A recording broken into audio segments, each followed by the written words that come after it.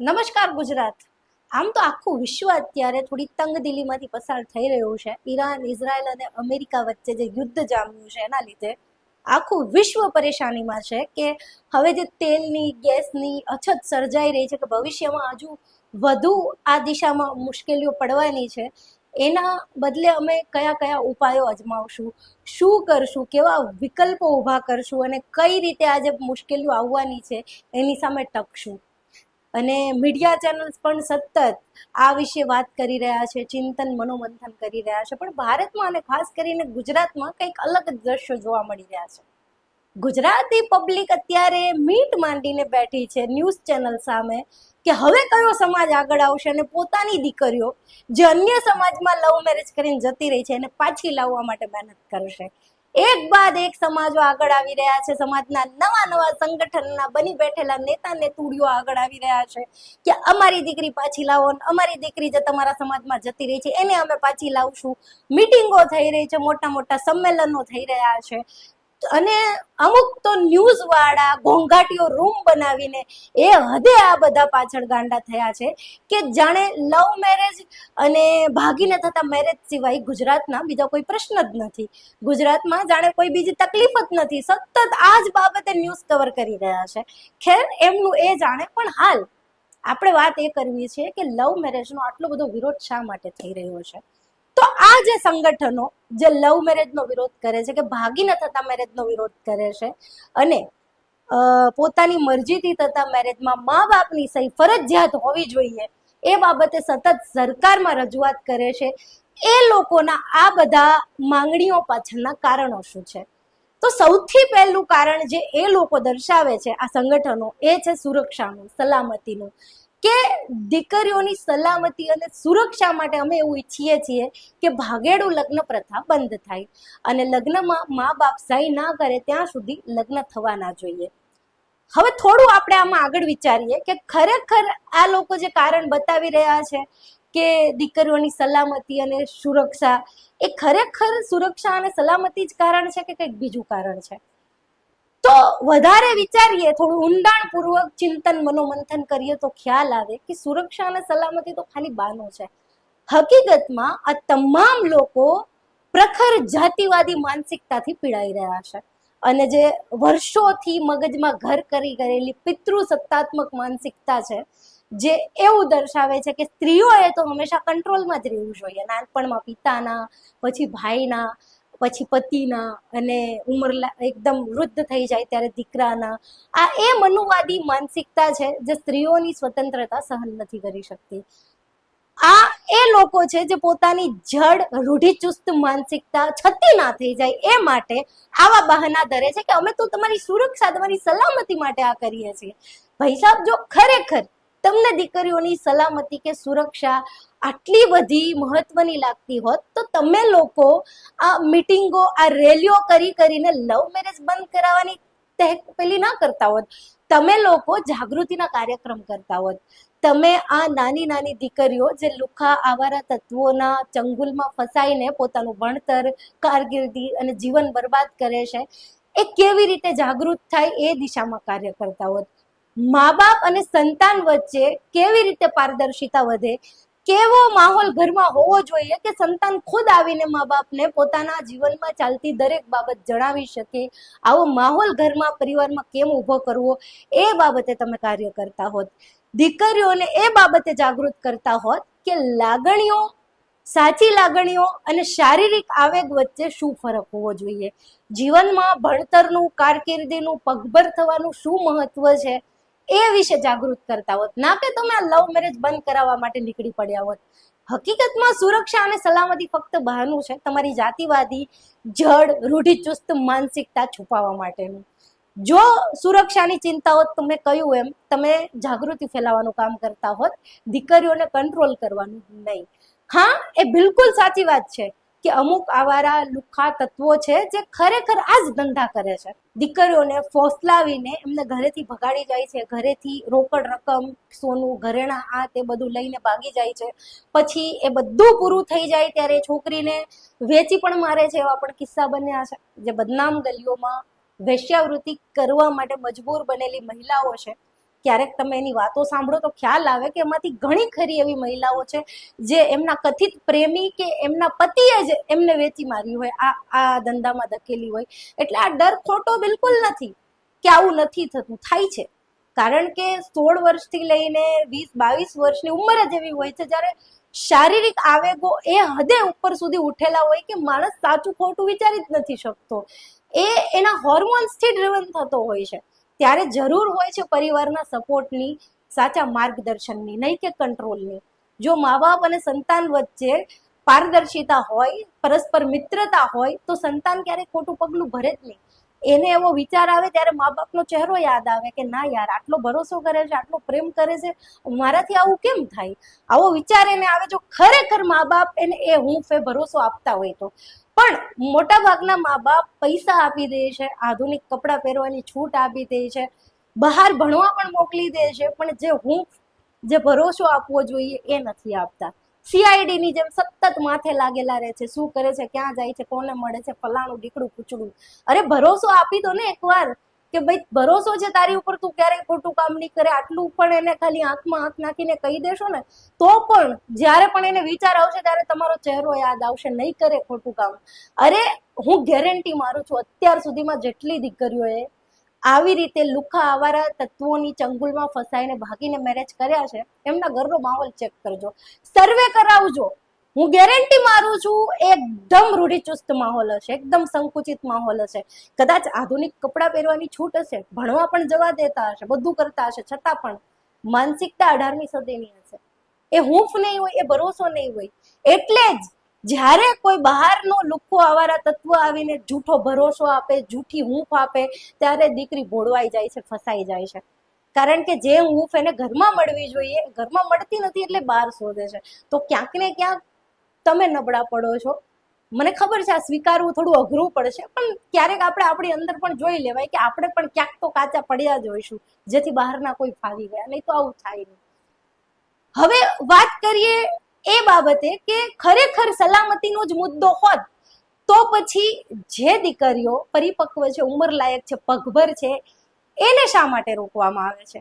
ગુજરાતમાં હાલમાં જ જે કિસ્સો બન્યો બધા જાણે છે કે એમાં જે યુવતી છે એ કઈ નાની કીકલી નથી, 16-18 વર્ષની નથી કે એને કઈ ખબર જ ના પડતી હોય. એ પરિપક્વ છે, ઉંમર લાયક છે, પગભર છે, પોતે જાતે કમાઈને ખાઈ રહી છે, પરિવારને પણ ખવડાવી રહી છે. આવી યુવતી જ્યારે પોતે પોતાની રીતે પાત્ર પસંદ કરે છે ત્યારે એ પાત્ર યોગ્ય છે કે અયોગ્ય એ વિશે કોઈ ચર્ચા કરતું નથી. બધા એ ચર્ચા કરે છે, એ બાબતનો વિરોધ કરે છે કે પાત્ર બીજા સમાજનું છે. એટલે અહીંયા તો સલામતી બિલકુલ નથી, અહીંયા છે જાતિવાદ કે અમારા સમાજની દીકરી બીજે ન જવી જોઈએ. હા, બીજાની આવતી હોય તો વાંધો નહીં, એ ચાલે, ન આવતી હોય તો પૈસા દઈને પણ લઈ આવવાની, પણ આપણી બહાર ન જવી જોઈએ. આ એ જ લોકો છે જેણે એક સમયે દીકરીઓને પેદા પણ થવા નહોતી દીધી, પેટમાં જ મારી નાખી હતી. અને હવે જ્યારે પોતાના સમાજમાં દીકરીઓની અછત છે, બીજેથી લાવવી પડી રહી છે, ત્યારે પોતાની જે છે દીકરીઓ એ બહાર જાય તો કેમ પોસાય? હવે આટલું બધું સત્ય પચે પણ નહીં, પણ જે છે એ છે. અને આની પાછળ પણ મેં કહ્યું એમ એ જડ જાતિવાદી રૂઢિચુસ્ત સંકુચિત માનસિકતા જ જવાબદાર છે, જે હજી પણ સ્ત્રીને ગુલામ સમજે છે. આપણે ત્યાં પશુધનની જેમ સ્ત્રીને પણ ધન કહેવામાં આવે છે, સ્ત્રી ધન. સાંભળ્યું છે ને એમ કે દીકરીને ગાય દોરે ત્યાં જાય. ગાય એટલે શું? ઢોર ભાઈ. ગાય કહેવાથી કઈ સારા લક્ષણ નથી. જો તમને કોઈ ગાય કહેતું હોય, ઇનડાયરેક્ટલી તમને ઢોર જ કહે છે કે તમે અમારા ઘરનું ધન છો, તમને અમે જ્યાં ઈચ્છું એ ખૂટે બાંધી દઈશું, તમારે તમારી રીતે કઈ કરવાનું નથી, તમને સ્વતંત્રતા નથી. તો આ જીવતું જાગતું ઉદાહરણ છે કે વાંધો સુરક્ષા અને સલામતીનો નથી, વાંધો છે ઇન્ટરકાસ્ટ મેરેજનો, અન્ય સમાજમાં થતા મેરેજનો. હવે અન્ય સમાજમાં મેરેજ કેમ ના કરવા જોઈએ આવું જ્યારે પૂછીએ ત્યારે બે કારણો આપે છે. એક, આનાથી વર્ણશંકર પેદા થાય, અને બીજું, આનાથી રક્ત શુદ્ધિ ના જળવાય. હવે આ બાબતે તમારે શું કેવું?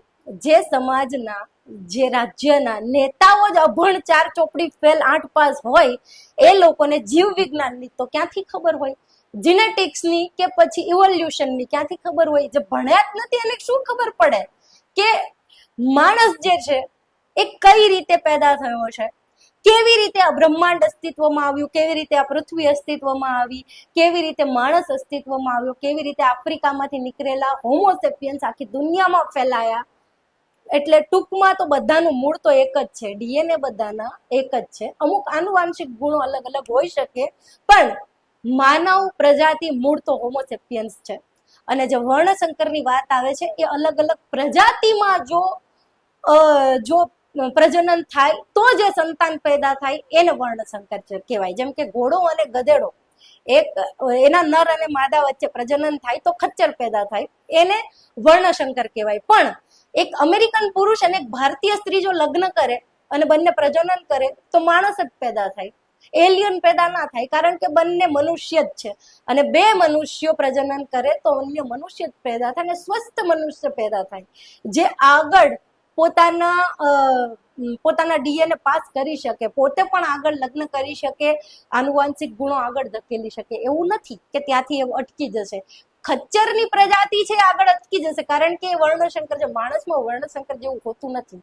અને આ તો આધુનિક વિજ્ઞાનની વાત થઈ. તમે મહાભારત ઉઠાવીને જોઈ લો, કુરુવંશ જેને કહેવામાં આવે છે, એની શરૂઆત જ બે અલગ અલગ જાતિમાંથી થઈ છે. સત્યવતી જે એક માછીમારની દીકરી હતી, અને શાંતનુ જે ક્ષત્રિય રાજા હતા, ત્યાંથી ઉઠાવીને જોઈ લો. આખા પરિવારમાં લગભગ તમને અલગ અલગ જાતિના સ્ત્રી અને પુરુષના સંભોગ દ્વારા ઉત્પન્ન થતા બાળકો અને એના દ્વારા ઉભા થતા વંશની વાતો છે.